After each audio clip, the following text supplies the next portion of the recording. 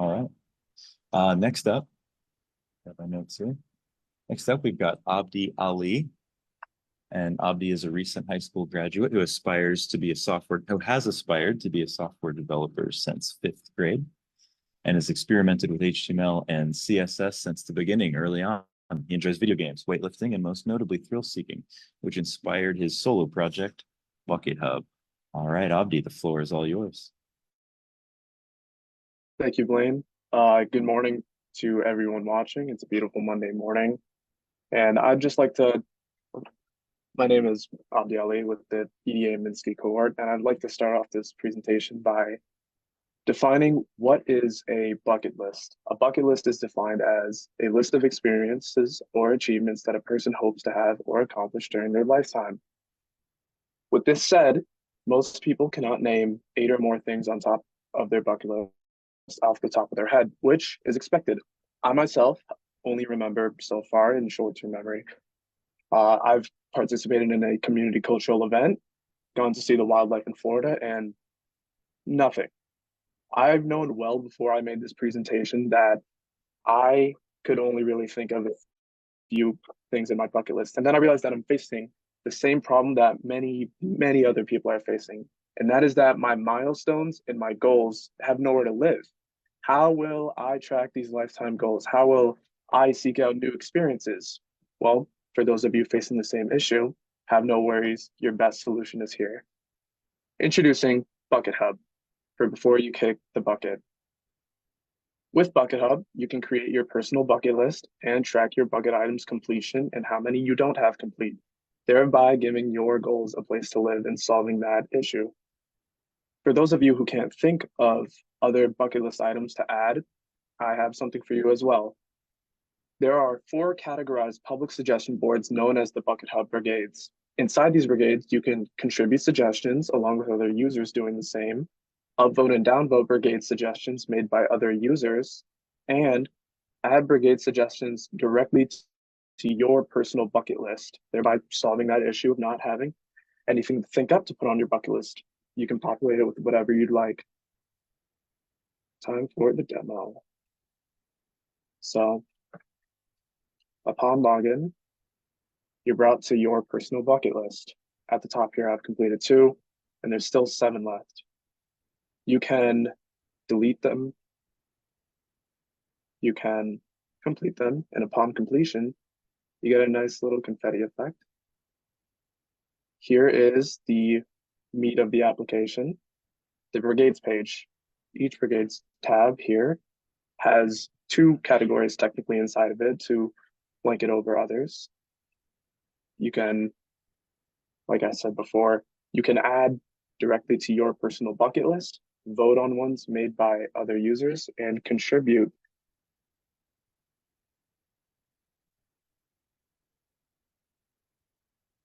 And of course, only you are able to delete these contributions. Say you make a typo or you just have it downvoted way down and you'd like to not bloat the list very much, you can clear that out of the way. If we proceed over to your personal bucket list, maybe add a few in, you can see that those are added directly to it. I can mark this one off. And that is my presentation for BucketHub. If you have questions or concerns regarding the application, you can contact me on LinkedIn or shoot me an email.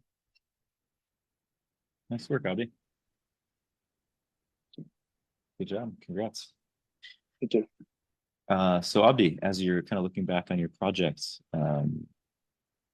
what would you say you would have liked to have known when you first started? So what would have been useful to know, or something that that maybe you learned along the way that could have informed your scope, something, kind of open-ended? It's important to not overshoot on your scope, but it's also a point to not undershoot or underestimate yourself. With this project, I found that I had a lot more free time than I feel like I should have, and that prompted me to think up more things that I can add to the application to fill my time or make the application more useful. Ah, great, thank you. We've got a question coming in from Mark Tran. Mark says, can you describe a moment during the project when you had to pivot or change your original plan, and how did you handle it?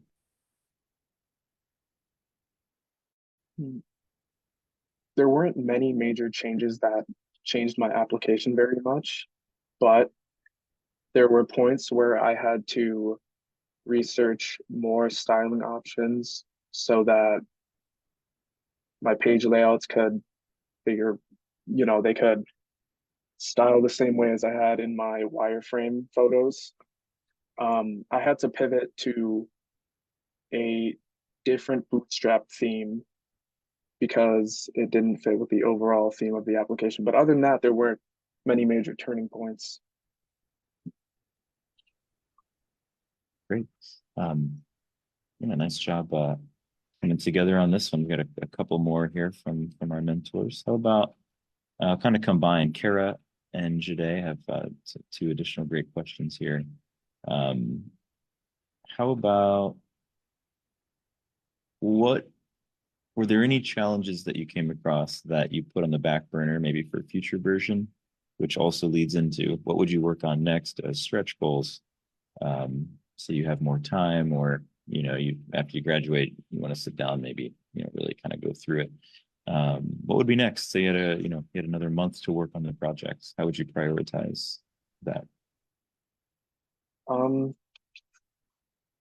First off, what was the question that the first Yeah, part of that question? sorry. When I combine questions, they just turn into extra long. So I'll break it back into two. First is, are there any challenges you came across that you either had to change the scope and either put it as a stretch goal or maybe pivot it? It's similar to what you answered, before. So anything that you came across, a challenge that that you had to deal with, and how did you deal with it?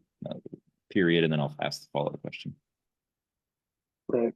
My upvote and downvote function was by far the biggest challenge that I faced. I had to research SQL statements that we haven't been taught yet in the curriculum, like on conflict.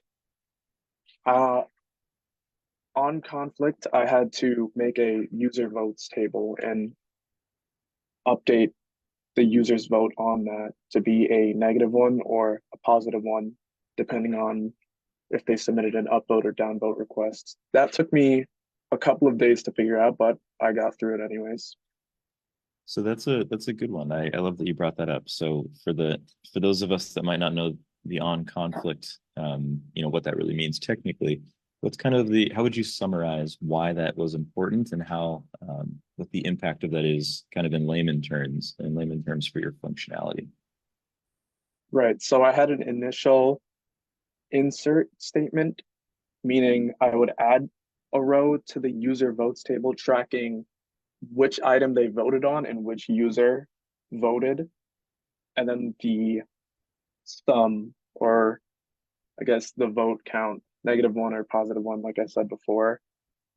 If they already had an entrance in that user votes table on that specific item, that would be the conflict. You can't insert something in onto the same line that has the exact same information. So if they have an entrance in that table, that would make a conflict. So the on conflict statement is there to, just in case, as a safeguard, so that on conflict there's something that's still going to happen. And what happens on conflict in your case here? On conflict, it would just update their vote to either a negative one or a positive one. No new row Ah, needed. gotcha. So a user can vote one time per item, but they can change it from a +1 to a -1, but not more than once. Right. Yeah, that's great. Awesome. Awesome. And then final question here would be, yeah, what would you do with a little bit more time? Do you have any stretch goals? Anything on the horizon for what you'd want to work on or prioritize next? Well, I definitely want to add more categories. I feel like blanket statements are, they're inspecific or unspecific. If we had more specific categories, then we would be able to give more users what they're looking for specifically.